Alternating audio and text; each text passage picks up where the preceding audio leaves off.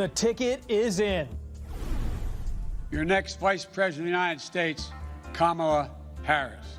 The California senator makes history and takes on the White House. The case against Donald Trump and Mike Pence is open and shut. It's because of Trump's failure that an American dies of COVID-19 every 80 seconds. The president snaps back with attacks on her and the Postal Service. Mail-in voting, it's going to be the greatest fraud in the history of elections. Next. This is Washington Week. Once again from Washington, moderator Robert Costa. Good evening.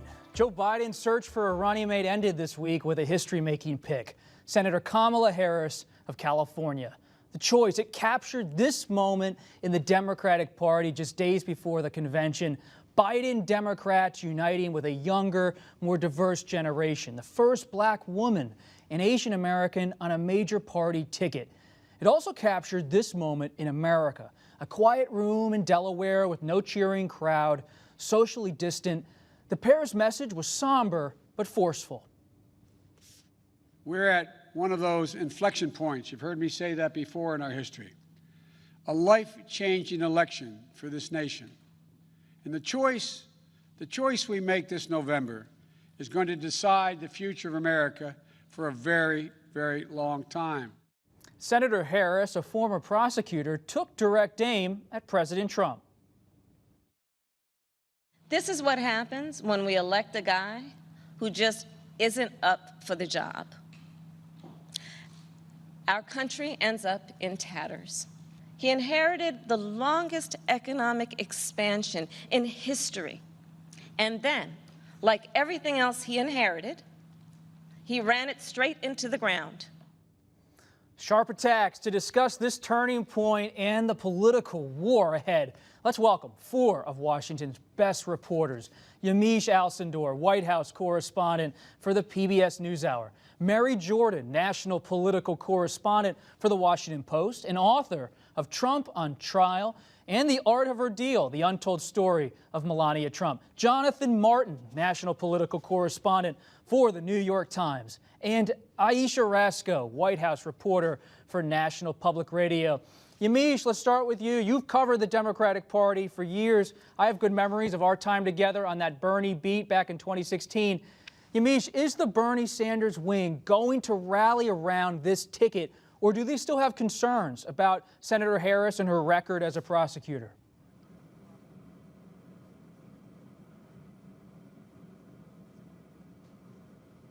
I can't hear Yamiche. We're having audio problems with Yamiche. We'll try to get her back. Jonathan, let's go to you. Yes, sir.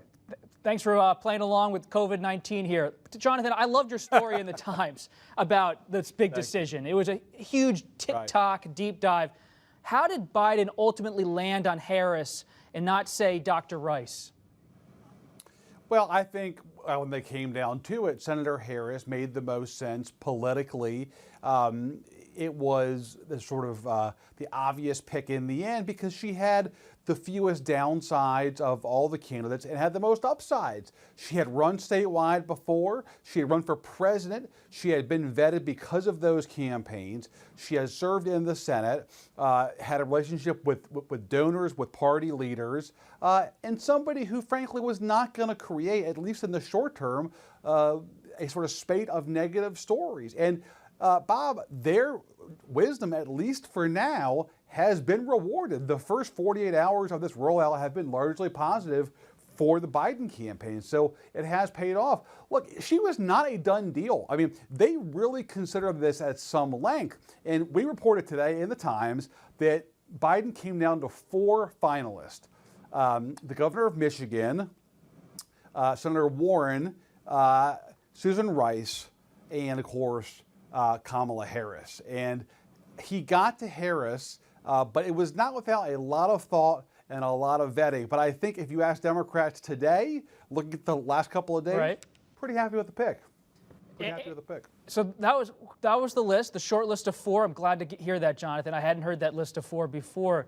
But it did end up being Senator Harris, Ayesha. And what is the power of that politically, culturally, of having her on this ticket in this year? Well, a big thing for them is that when you talk about having the first black woman on a major ticket like this, the first Asian American on a ticket like this, so you have that symbolism there. And in many ways, she kind of makes up for some of the disappointment that some people in the Democratic Party had when Joe Biden was picked, because they felt like they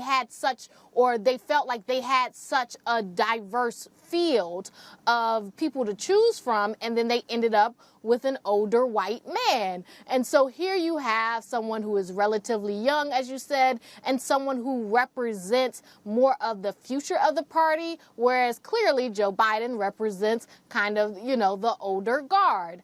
And so I think that's what you get, and you get the historic moment from this. This is what they've had over the past few days, is this historic moment that people will look back on. And the people who are looking back on this and straight at this, it's the Trump White House, Mary. And I was reading your new book, paging through it, about the First Lady, and you report about Vice President Pence and how he was picked in 2016. You've heard it. There's been some talk this week among some Republicans about whether he should be replaced on the ticket because of this pick. What is his standing in the president's inner circle?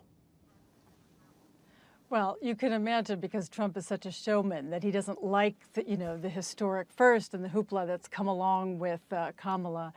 Now, if he had picked, for instance, as the chatter this week was, if he had Nikki Haley, for instance, this would inject some new enthusiasm. But we're not really hearing that, because he would have another problem. If he was seen as dumping Pence, the more conservatives, the loyalists, the evangelical crowd wouldn't like it very much. And, Trump has seen a loyal soldier in Pence. He's out in Iowa in the last hours, stumping for him. So it would be a huge surprise, I think, if he, in the end, just dumped Pence.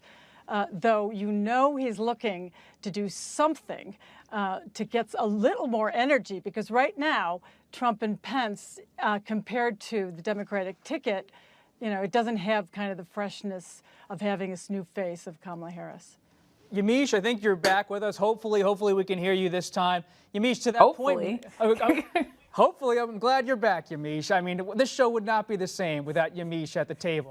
You're one of my favorite, Yamiche. You're the best. Yamiche, Mary just mentioned the word energy. You heard it.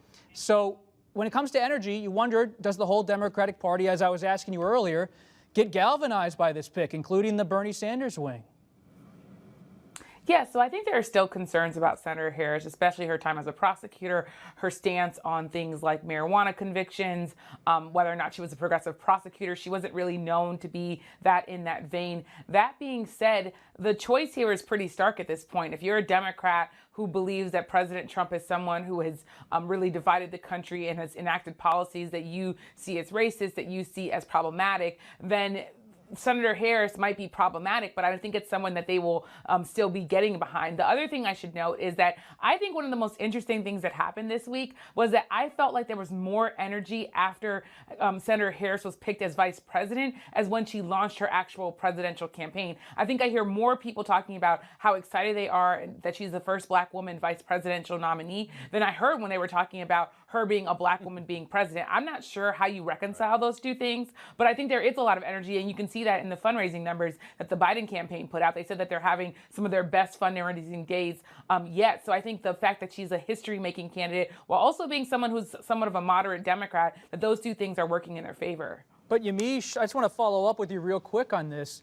So a lot of Democrats are celebrating the pick, but you see from President Trump a continuation of this birther conspiracy, which is false. This racist idea that she is not qualified to be vice president. He's raised it himself this week.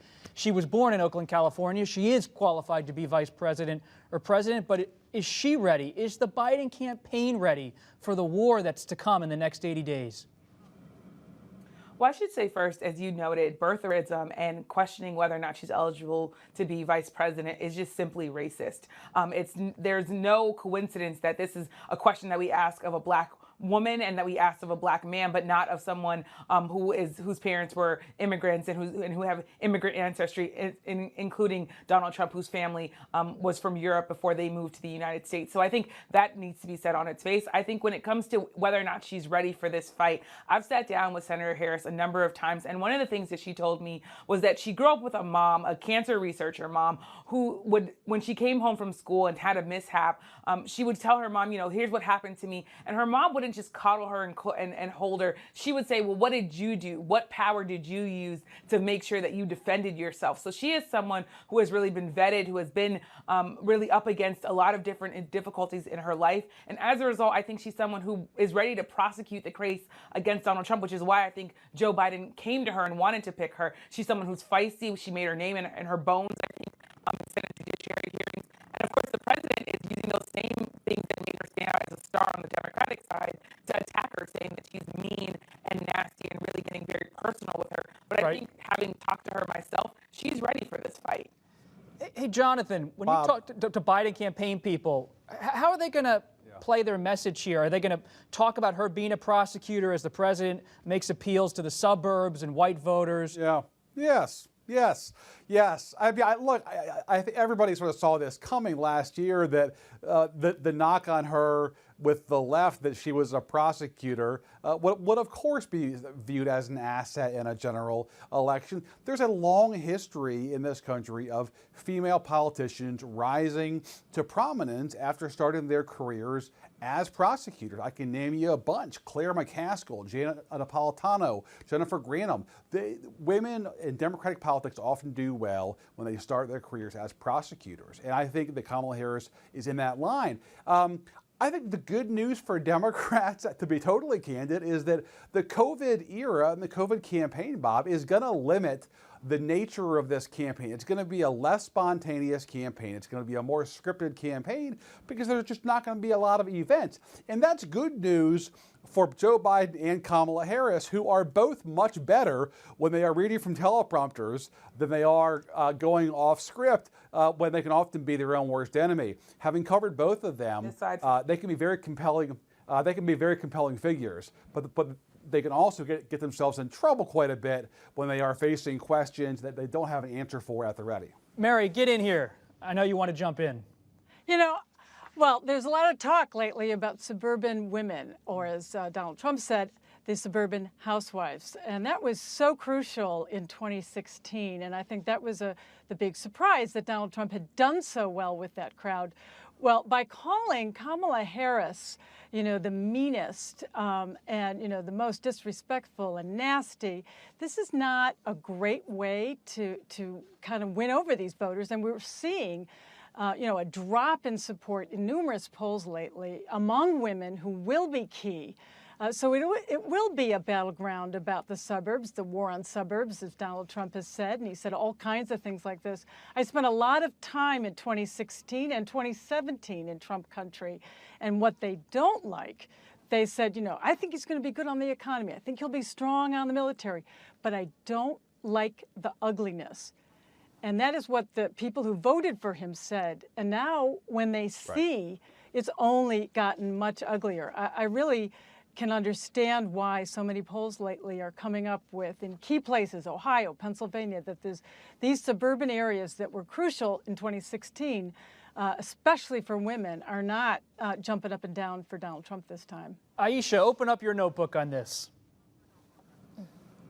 Yeah, I think that's one of the crucial things here. And one of the questions that I think that backers of President Trump, or one of the concerns that they have, is that he is being so nasty and that he's going straight to the racial stereotypes, calling her an angry woman. I mean, that's a trope for black women, that they're angry. And that's immediately where he goes. He immediately goes to questioning her Americanness. And, NPR, Marist has a poll out today that President Trump is having trouble with white voters in general. They had him and Biden at both at 48%. Now, no Democrat running for president has gotten 48% of the white vote since Jimmy Carter. But if President Trump is running neck and neck with Joe Biden with white voters, that's a problem. Hey, Yamiche, let's turn to this week's other battleground that's related to all of this. Stimulus talks, you've heard, have stalled because the president refuses to back a deal that includes billions in emergency funding for the Postal Service. So they want $3.5 billion for universal mail-in voting. And the bill's not going to happen because we can't give them the kind of ridiculous things that they want. The president keeps claiming without proof that voting by mail would lead to fraud, but chaos, it's on the horizon right now. The Postal Service has sent letters to 46 states warning that completed ballots may not be delivered on time. And NBC reported earlier Friday that the Postal Service is planning to remove up to 671 high-volume mail processing machines across the country. So, Yamiche, what are you hearing on this front? Well, the president really has dug in here. Can we hear Yamiche? I don't think. Yamiche, I apologize. We can't hear you. We'll get you back.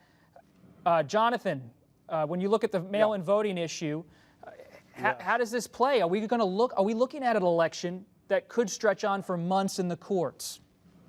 I don't know about months, Bob, but I certainly think that this election is bound to go, if it's not decisive on election night, bound to go for a few days after that because of not just the sort of mail-in ballots that we're going to have in the COVID era, but just because more folks are voting early, are voting by mail, even putting COVID aside. So I think that is certainly a possibility.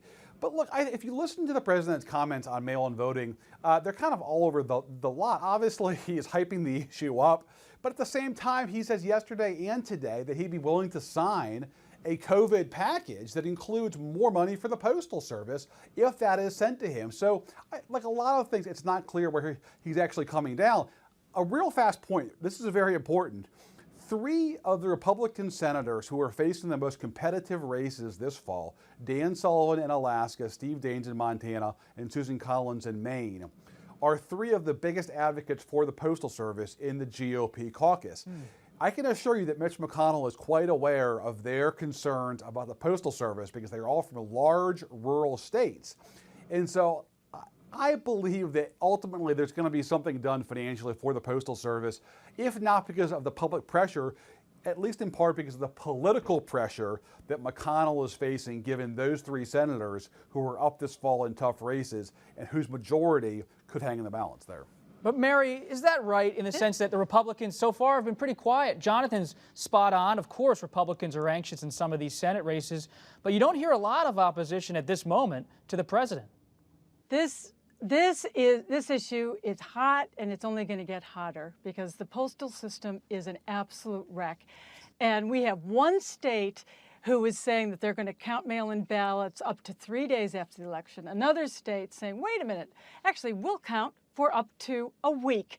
We're having, people will remember that the top officials of the Postal Service are all Trump appointees. That's just the way it is. He has politicized the Postal Service, and that led, of course, to President Obama today, who's been pretty forceful about this, and he said, we have now an administration more interested in suppressing the vote than the virus. I think people know it's a mess. It can be hacked. There's a problem with the machines.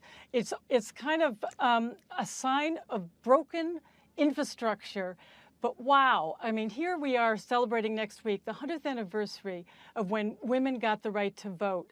And we're talking about the fact that the United States of America can't ensure a secure vote. Trump, the leader of the country, should say, we're going to have a bipartisan commission to say we're going to have a safe election, a fair election.